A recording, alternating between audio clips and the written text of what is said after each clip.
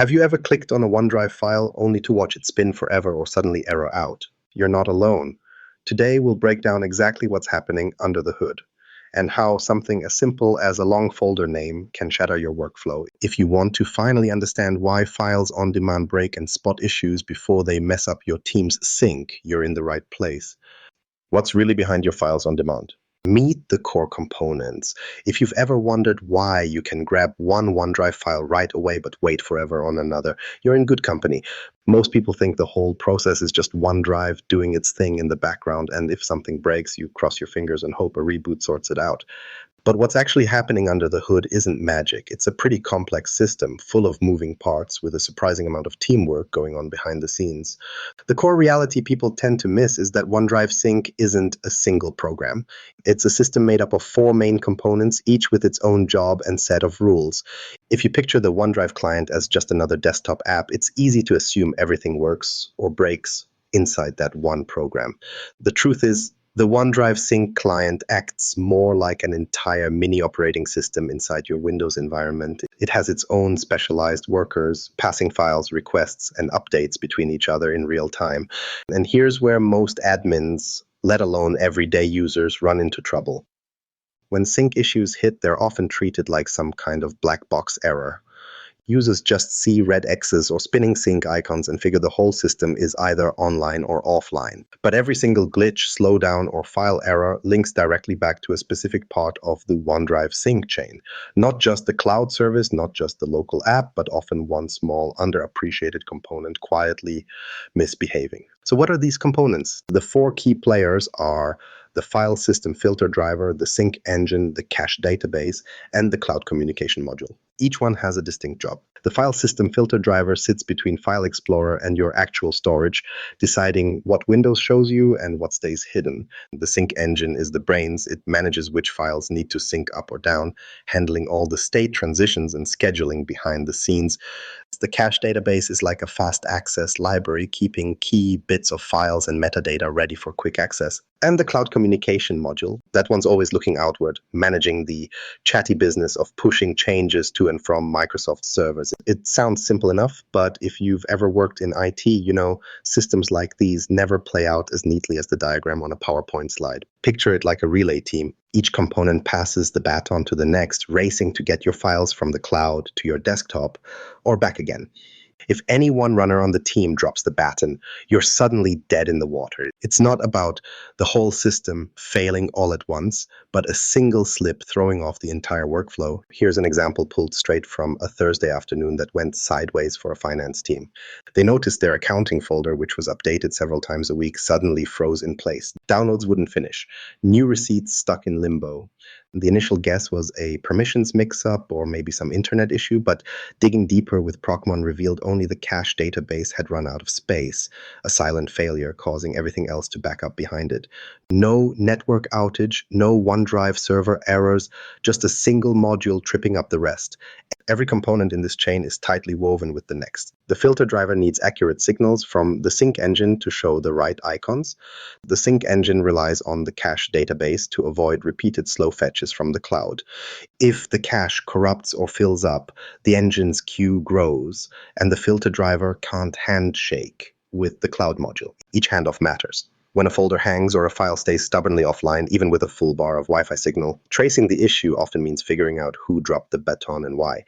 That interdependency also means fixes aren't always what they seem. Running a network troubleshooter or reinstalling OneDrive might do nothing at all if the root issue started in the file system filter. Meanwhile, clearing cache can temporarily solve a stuck file, but if the cloud communication module is lagging, expect things to break again soon. The more you recognize which part is struggling, the faster you can zero in on a real fix, not just treat symptoms. Understanding these distinct jobs puts real power into the hands of anyone diagnosing sync chaos. You're not staring at a single mysterious blob called OneDrive anymore. You're working with a team, each with a specialty, and each with their own favorite ways to mess up. Now, nobody ever remembers these invisible workers until something goes wrong.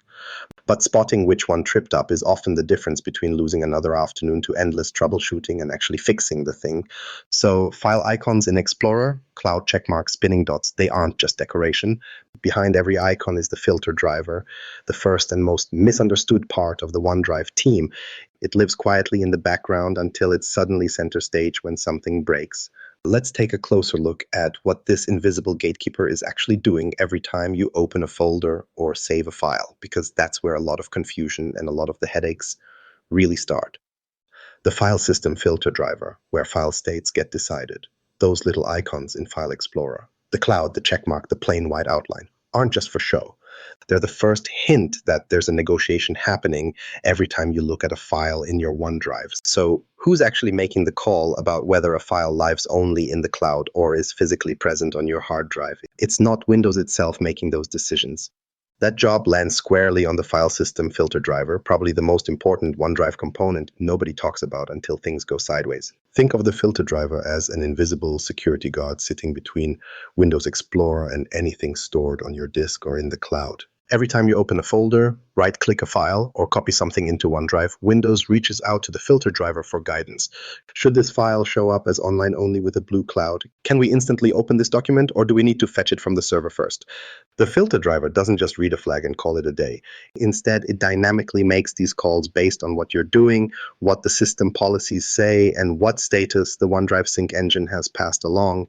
Here's the twist a lot of users don't realize. Windows is always asking. That always available or online only decision isn't static. Say you suddenly decide to right click and mark a folder as always keep on this device.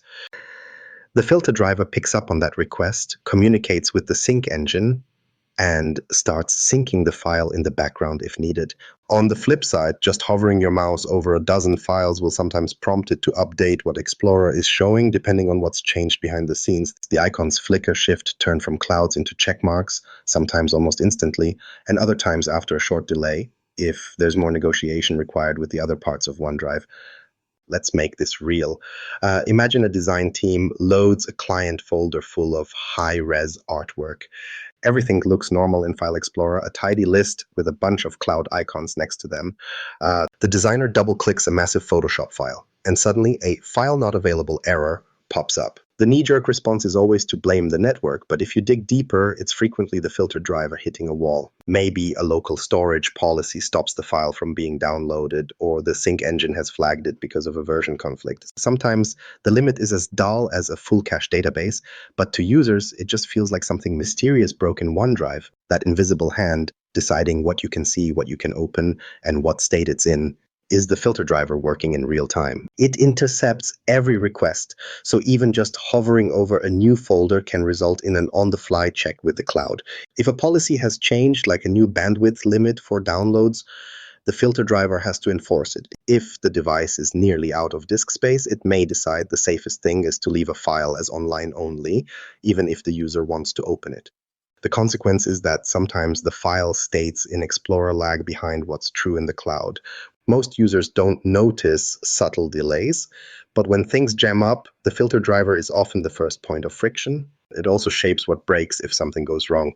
Ever see a folder packed with files, all with identical icons that never update? That's often a symptom of the filter driver failing to get fresh status from either the sync engine or the database. Maybe it's getting no answer, or maybe the data it's received is conflicting. You might see unavailable files, unchanged icons, or those unhelpful error messages that sound like network issues when the real culprit is local. In these cases, troubleshooting the internet won't do a thing. Restarting the whole sync client might nudge the filter driver back into action, but if the fault is in the way it's interpreting sync state, you'll see the problem again soon enough.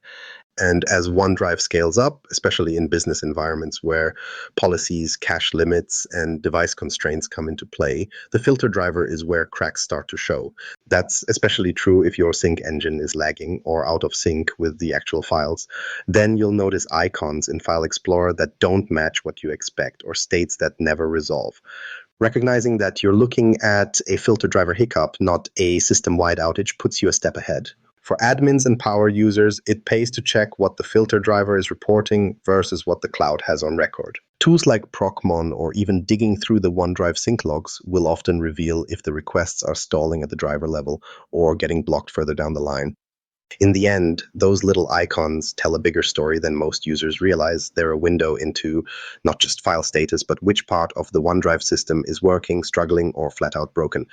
Now, all these decisions have one thing in common. They depend on good, up-to-date information from somewhere. That somewhere is usually the cache database. If the driver gets old or corrupted info from the cache, it starts making the wrong calls and the user ends up with grayed out files or endless spinning icons. So what makes the cache so critical and so easily breakable? That's where things get interesting fast, especially when speed and reliability start pulling in opposite directions. Cache database, where speed meets fragility. If you've ever wondered why one file opens on your laptop even when you're offline, but another one just hangs there, chances are the answer lies in OneDrive's cache database. Forget the idea of magic or some hidden stash of pixie dust speeding things up. What's really happening is all about how quickly or slowly your device can get its hands on what it needs from the cache. Most users and even plenty of admins glide right by this part of the system because when it works, you don't notice it at all. But when it trips up, you'll see lag, flat out missing files, and some truly head-scratching sync errors. Let's get specific on what this cache actually stores. It's not just a parking lot for entire files. The OneDrive cache database tucks away bits and pieces. File metadata, for example, is there for quick indexing. Things like thumbnails, recent version details, and small chunks of files intended for rapid previewing land here too. That's why you can scroll through folders and preview images even when the Wi-Fi isn't great, or pop open a document you just worked on during yesterday's commute. Instead of sending a call up to the cloud for every detail, OneDrive's cache takes care of it on the spot. That speed comes from smart anticipation, not brute force. But OneDrive's speed advantage isn't unlimited. This is where things start to get interesting and frustrating. The cache has hard limits governed both by the device and by how OneDrive is set up. These limits aren't just numbers on a chart. They impact whether the cache can continue speeding things up or if it becomes a choke point that quietly drags everything down. Every file preview, every quick open, every background sync pushes data into the cache. And once it fills up, it starts making room by evicting the oldest or least recently used data to squeeze new files in. That's when you may start to see files going missing or failing to open just when you need them. There's a classic story from a marketing department that tried moving a huge library of assets, think gigabytes of video files and images, into a new shared OneDrive folder. Everything appeared fine on day one, but by the end of the week, new uploads started throwing errors. Files that were listed as available went into endless syncing or re-downloaded constantly.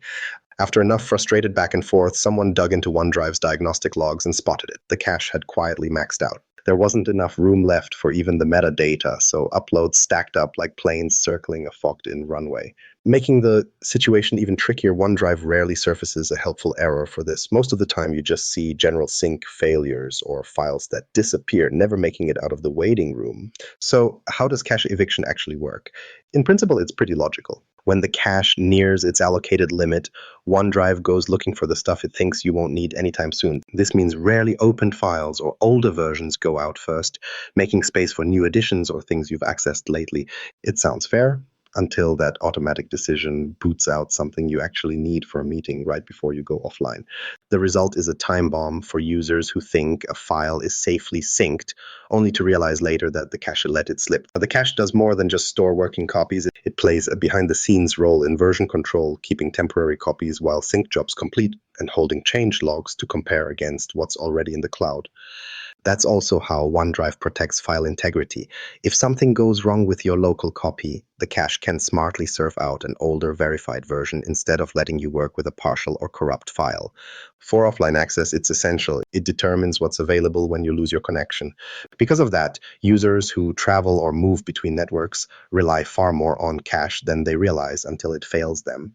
Here's where things start to imitate true network problems, even when your Wi-Fi is rock solid. If the cache database gets corrupt or bumps up against its quota, you'll see error messages that resemble plain old internet problems. Files stop syncing, uploads drag on, and Explorer shows outdated icons or blank previews. But unlike network issues, you can't fix this with a router reset. Clearing the cache, repairing the OneDrive client, or in worst case scenarios, deleting the local cache database and letting OneDrive rebuild it from the cloud are potential ways out. The tough part is these remedies do nothing if you guess the real root cause wrong, and often the warning signs are subtle, buried in logs or behind generic failure pop-ups. Knowing the boundaries of this cache is one of the most underrated tricks for solving sync headaches. It explains why files vanish even though they were just visible, or why a laptop fresh from IT setup already has trouble grabbing files. If you spot the clue, a sudden surge in file errors after a big folder move, missing previews, or an odd lag in availability, pulling up the cache stats should be one of your first steps.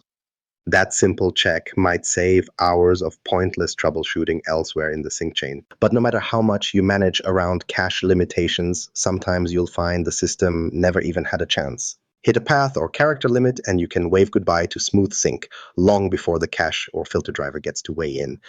Let's get real about what actually happens when you cross the line with path length or forbidden symbols, because it's not just annoying, it's a full stop for your process, and the system's just getting warmed up. When limits break the system, how path and character restrictions stop sync cold. If you've ever pulled your hair out over a OneDrive folder that simply stopped syncing, or found out an entire directory has gone missing overnight, there's a good chance you've run straight into one of those boring-sounding technical limits that can quietly destroy workflows. Forget the dramatic cloud outages or throttled networks people love to blame. When you can't see the files you need, or you watch a batch upload grind to a halt halfway through, the culprit is frequently a lot less obvious. It usually boils down to path length limits or forbidden characters, restrictions that seem trivial until they ruin your entire morning. Let's talk specifics. Windows and OneDrive work together to enforce a maximum path length of about 400 characters. That means every piece, from the root drive letter through every folder, all the way down to the file name and its extension, counts against that total. It adds up fast, especially if you're nesting folders deeply or using highly descriptive naming schedules. Add to that a list of characters OneDrive refuses to handle. Think colons, asterisks, question marks, and a bunch of others that show up more often than you'd expect, especially in automated exports or cross-system migrations. Suddenly, what looks like a simple sync job turns into a hunt for files that almost made it into the cloud but never quite crossed the finish line. The thing is, users almost never notice these limits at first. Most people assume any sync issue is probably something with their internet connection or maybe a temporary glitch in the OneDrive service itself. After all, why would a single file name or a long path matter when everything else was working yesterday? But these limits act like a silent bouncer at the door. Files that break the rules just never show up. And unless you're actively looking at the right sync reports or trying to run a diagnostic, the error messages, when they appear at all, rarely explain the root cause in plain language. You get generic "can't sync this file" warnings, but no hint that it's simply too long or contains a stray character. Real-world migrations are where things fall apart in dramatic fashion. Picture a finance department moving decades' worth of reports from a shared drive into OneDrive. On paper, it's a pretty basic process. Copy the folder over and let OneDrive do its sync magic. But the source folders have grown organically for years, names have gotten longer to cram in extra details, and subfolder structures are a tangle of deep branches. By Monday morning, critical audits are missing, project folders stop updating, and staff are stuck emailing files back and forth.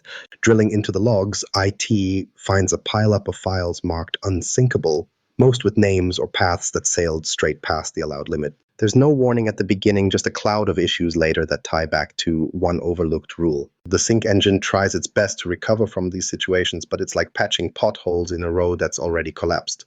OneDrive queues up the offending files, skips them, and keeps working on everything else, but this introduces a subtle risk. Other modules down the line still expect those files to exist.